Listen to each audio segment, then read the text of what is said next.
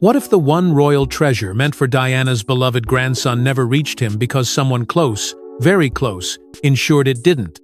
The echoes of muffled sobs down the halls of Windsor caught the attention of those who'd grown used to silence. Behind heavy doors, Prince George had broken down not from the pressure of his royal future, but from something far more personal. He had just learned a truth the family had tried to keep from him for years, that his late grandmother, Princess Diana, had left something behind specifically for him. A gift, a treasure, a final gesture of love meant to bridge generations, but he would never receive it. Diana's future gift, long whispered about by royal staff and family confidantes, was not just an item, it was a symbol. Some claimed it was a piece of her private jewelry, others said it was a letter sealed with her own hand, while a few suggested it was a discreet financial trust Diana had arranged before her untimely death. Whatever it was meant for her firstborn grandson. Not for the crown, not for the firm, for him, for blood. A mother's love passed down to a grandson she would never meet but who would one day carry her spirit in the spotlight of the monarchy. George, growing more curious about his grandmother in recent months, had asked simple questions that led to explosive discoveries. What would she have given me? He'd once asked Catherine while staring at one of Diana's portraits. That innocent question led to a trail of secrecy. The more they searched, the more things felt missing, displaced, quietly removed. Whispers soon turned to accusations. According to senior staff who chose anonymity over loyalty, it was Queen Camilla, Diana's rival in life and now shadow in death, who had discreetly intervened. Not with loud declarations or royal decrees, but with quiet influence. With the stroke of a pen, a misplaced signature, a reworded clause. Whatever Diana had prepared was no longer where it should have been. The Queen's legacy was being diluted, and no one dared to speak of it until George began crying. Palace aides claimed the royal household dismissed it all as rumors and misinterpretations. But inside Windsor, stories emerged of private staff witnessing George trembling with emotion, clinging to his mother, repeating one line, "Why would she take it away from me?" The scene was hushed, brushed aside, even blamed on adolescent emotion. But the emotional damage had already begun. The boy who was meant to inherit a piece of Diana's soul had been blocked by the very figure who once saw Diana as a threat. A child, unknowingly caught in the lingering crossfires of a decades-old rivalry that should have been buried with time. Yet here it was alive, burning, and deeply personal. But what exactly did Camilla block? And why would she fear the hands of a child touching the legacy of a queen in hearts? The vault sealed after Diana's death wasn't just a room, it was a message. A carefully preserved monument to the life of a woman who defied the rules, who fought with love instead of protocol, and who left behind not just memories but intentions. It was said to contain the unspoken, the unseen, and perhaps most crucially, the unfinished. Letters, tokens, gifts never handed out. A royal time capsule hidden in the shadows of power. But as the years passed, that vault became more myth than memory, until whispers resurfaced that it once held something for her grandson. A sealed letter marked, "For my grandson," one that George would never touch. One that someone made sure stayed buried. In the earliest days after Diana's death, a neutral trustee had been assigned to protect the integrity of her personal belongings. The world believed those final possessions would one day pass to her children or their children. But time shifted alliances, and power does not sit still. When Charles married Camilla, what had once been merely symbolic control evolved into quiet authority. Suddenly, the boundaries between crown property and Diana's personal legacy blurred. The vault, once neutral, was no longer just historical. It was strategic. Royal insiders began whispering that after Camilla's ascension as queen consort, her influence over archival decisions grew exponentially. No announcements were made. No orders signed in public. But key royal items began changing hands, reallocated, reassigned, or reclassified under administrative jargon. Camilla's new position allowed her to redefine access to family heirlooms, and under the guise of protocol, she began closing doors. One of those doors? The one that led to Diana's sealed letter. The staff who remained loyal to Diana in silence never forgot. One longtime steward recalled George at age 7, innocently pointing at a portrait of Diana in Kensington Palace and asking, "What would she have given me?" It was a question loaded with yearning, and one that sent a shiver down the spine of those who remembered the letter's existence. That simple moment reignited hushed conversations behind palace walls. Conversations about what had really been left for George, and why, after all these years, it remained hidden. The deeper Catherine and William probed, the more they encountered cold formality. Records became harder to access. Archive requests were pending review, and a strange pattern emerged. Documents and items connected specifically to Diana's private intentions were being held under new classifications, including several non-crown jewels, originally gifted to her by foreign dignitaries. These weren't crown assets, they were hers, and some were missing. Camilla's grip wasn't obvious, it was surgical. Under her stewardship, Diana's legacy was being dissected, reinterpreted, quietly locked away in administrative obscurity, not removed but withheld. And that subtle form of erasure was far more dangerous than any public denial. As George grows older, his questions become louder, and so do the quiet efforts to silence them. She smiled at the cameras, waving with effortless grace, donning the role of queen as if born to it. But behind palace doors, Camilla was orchestrating something far more calculated. It wasn't loud. It wasn't dramatic. It was subtle, deliberate, and devastating. And for Prince George, it would quietly reshape his royal inheritance forever. While the world celebrated her rise beside King Charles, Camilla was busy tightening her grip on the monarchy, not with overt declarations, but with administrative precision that few even noticed. By the time the damage became visible, it was already done. As queen consort, Camilla didn't simply inherit a title, she inherited, and access became authority. She didn't storm into power. She walked through doors left ajar by tradition, smiling as she rearranged what many thought untouchable. Those loyal to Diana advisors who had shielded her legacy, guarded her wishes, and remembered her intentions began disappearing, not in scandal or disgrace, but in silence. Reassigned, retired, marginalized. Their replacements? Loyalists to the new order, those who believed the past should stay buried, and Diana's memory, though respected in public, was no longer welcome in palace planning. But it didn't stop with advisors. Behind closed meetings, royal lawyers and estate managers initiated what would later be called a legal clarification of royal trusts. Hidden beneath formal language was a betrayal no one anticipated. Names were reviewed, clauses rewritten. And in one disturbing stroke, Diana's private legacy fund, created quietly to benefit future generations, was altered. Not abolished, just edited. And among those removed from potential access was one name that stood out in its absence. George? No explanation. No record of debate. Just omission. As if the boy didn't matter. As if Diana's intent had no voice. William's fury, once carefully restrained, erupted when he discovered the change. Inside Clarence House, he confronted palace administrators, demanding to know who had approved the revisions. And the answer pointed in only one direction: Camilla. The Queen had allegedly insisted that all unnamed beneficiaries be excluded. Her justification? Too many uncertainties, according to the minutes. But one insider swore she'd heard Camilla say it herself, in a moment of cold dismissal. "We don't need another Diana." The words cut deeper than any policy could. George knew none of this at the time, but he felt it. The distance between him and the woman he never met but always sensed was growing wider. Something sacred had been stripped from him, not just a gift, but a connection. A tether to a legacy larger than any throne. The very soul of the modern monarchy, erased with a stroke of a pen. And yet, no matter how hard they tried to bury Diana's legacy, her echo remained, whispering to George, growing louder. Because the more they tried to erase Diana's legacy, the more George felt it calling to him. Buried deep within a restricted royal archive, tucked away behind layers of paperwork and sealed correspondence, lay a diary that had not seen the light of day in nearly 3 decades. Forgotten by some, deliberately hidden by others. It was marked simply 1996 and signed in the elegant, unmistakable script of Princess Diana. No press release announced its discovery. No celebration of transparency followed.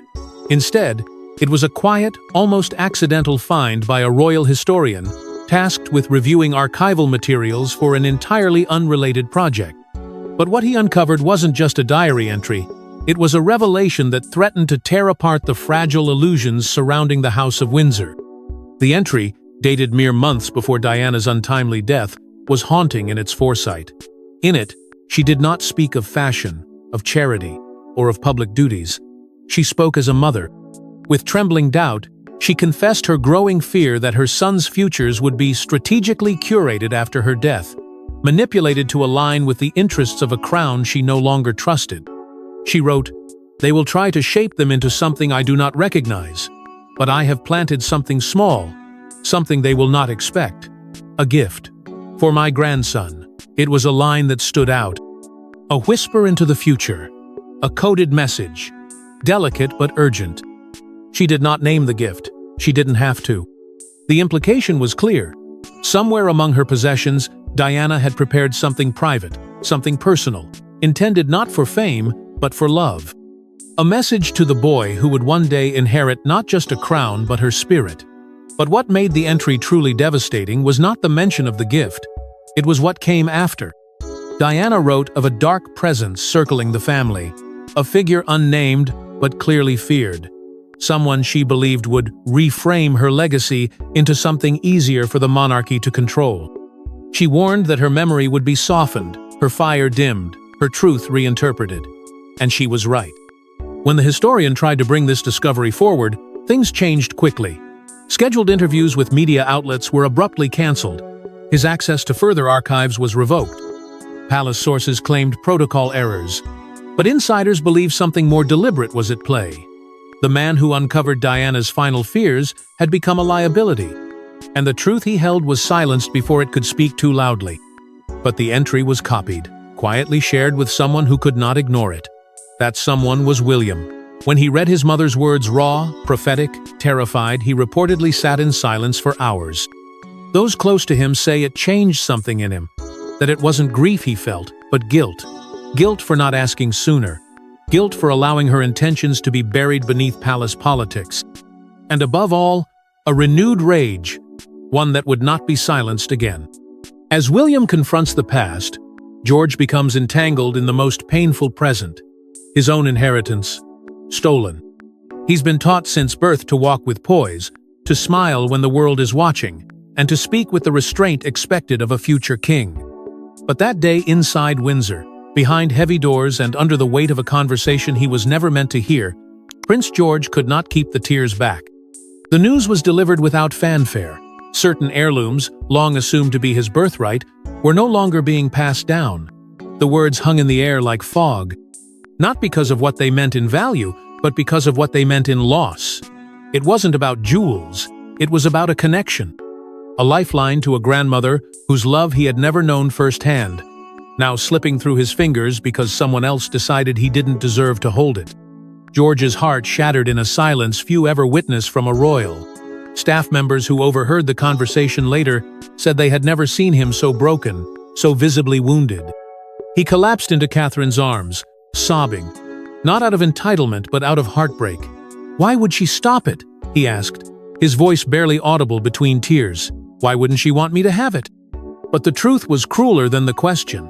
Diana had wanted him to have it. She had planned it. She had protected it. And it wasn't her who stopped it. It was Camilla. Catherine, already aware of the mounting whispers around the vault and Diana's sealed letter, felt something ignite inside her. A fire she hadn't felt since the earliest days of entering the royal machine. But now, it wasn't about navigating protocol or public expectations. It was about protecting her son. She held George tightly, wiping his tears, silently vowing that no one, regardless of title or history, would rewrite the future Diana had intended for her grandson. And from that moment on, Catherine wasn't just a mother. She became a force. The hallway outside was quiet, but those who witnessed it say Camilla walked past moments later. Her expression unreadable, her pace unbothered. She did not stop. She did not offer comfort. She simply moved past, her silence speaking volumes. Whether she knew what had just happened or whether she had orchestrated it remains a matter of speculation. But to those watching closely, the message was unmistakable. There would be no reversal, no gesture of empathy, no acknowledgement of pain. Later that evening, William sat beside George in the family quarters. He didn't offer platitudes. He didn't try to distract me. He just looked his son in the eyes and told him the truth. "Your grandmother left you something more powerful than anything they can keep from you," he said. "She left you her voice, her courage, and the world still hears it. It was meant to heal, to ground, to remind George that he was not alone in this struggle." But Catherine wasn't done. She wanted answers, and what she found next shook the very foundations of Diana's memory. The tension had been simmering for weeks, but it finally reached a breaking point behind the gilded doors of Buckingham Palace. In a private salon reserved for only the most confidential conversations, Catherine requested and received a rare audience with Queen Camilla. There were no cameras, no advisors, no scripts. Just two women bound by bloodlines, duty, and an unspoken war over legacy. What began as polite formalities quickly unraveled into confrontation. Catherine, calm but resolute, demanded clarity. She had traced the paperwork. She had seen the missing line in the fund's amendment. She had found references to Diana's letter, still withheld. "Why was my son's inheritance blocked?" she asked. The question didn't tremble. It thundered. Camilla, reportedly unflinching, gave an answer no one in the palace expected to be spoken out loud. "Because I was protecting the monarchy from sentiment," she replied. As if love, memory, and loss were weaknesses that threatened the institution. As if Diana's very existence remained an emotional threat. That word sentiment hung in the air like poison. Catherine's eyes narrowed. She didn't hesitate. "Diana's legacy is not sentiment," she said sharply. "It's soul. And without it, this family is hollow." The air cracked with tension. Camilla, long accustomed to being challenged by the press but rarely from within, fired back with a veiled accusation. "You've become quite comfortable shaping royal affairs, haven't you? Too comfortable." It wasn't just a jab at Catherine's rising public stature. It was a warning, a sign that influence comes at a cost. But Catherine didn't retreat. She pressed harder, demanding the letter be released. The heirlooms returned, and the narrative corrected. Diana's final wishes were not a threat. They were a lifeline, especially to a child like George who had been robbed of her voice. The argument escalated, sharp words slicing through generations of protocol. Staff standing just outside the doors were told to remain where they were. No one entered. No one dared. What was said in that room was not meant for court transcripts. It was the kind of clash that reshapes destinies. It said voices were raised, that Catherine stood her ground, that Camilla would not bend. In the end, neither woman walked out victorious, but only one held the moral upper hand. And that terrified the palace more than anything. Later that day, word quietly circulated that King Charles had been informed. Those close to him said he was torn, tired of confrontation, desperate for calm, but in the end, he sided with Camilla, citing protocol as his justification. But even that felt like a deflection. Because protocol had become a shield one used to erase, to conceal, to avoid responsibility. Catherine left the meeting with more than anger. She left with resolve. She knew the war wasn't over. And she also knew she wouldn't be fighting it alone. Because Princess Anne would soon make a move that no one saw coming. For years, Princess Anne had remained the royal family's silent pillar, unyielding, unshaken, and loyal to tradition. But silence is not the same as indifference. Beneath her measured composure was a loyalty that extended not just to the crown but to the memory of someone who never got the justice she deserved, Diana. And Anne, despite her outward detachment, had carried a secret all this time. A letter, written in the final months of Diana's life, addressed not to a prince or a king but to her. A quiet plea from one woman to another. A request, handwritten and sealed. "Ensure my memory lives on through the children." It wasn't a command. It was a mother's last hope. Anne had kept it hidden, tucked away in a place even the palace's protocols could not reach. She never intended to weaponize it. But after hearing what had happened to George, how he cried for a grandmother he never knew, how Camilla dismissed that pain as sentiment, how the monarchy was willing to erase one of its most beloved figures in favor of stability, Anne knew it was time. The moment had arrived when silence would become betrayal. She summoned the senior family members to a private room. There was no media, no official royal aides, just family, bound by blood but divided by truth. And she read the letter. Word by word, Diana's voice filled the room. Her fears, her anguish, her plea. It was no longer abstract. It was present, and no one could pretend they hadn't heard it. Charles reportedly froze.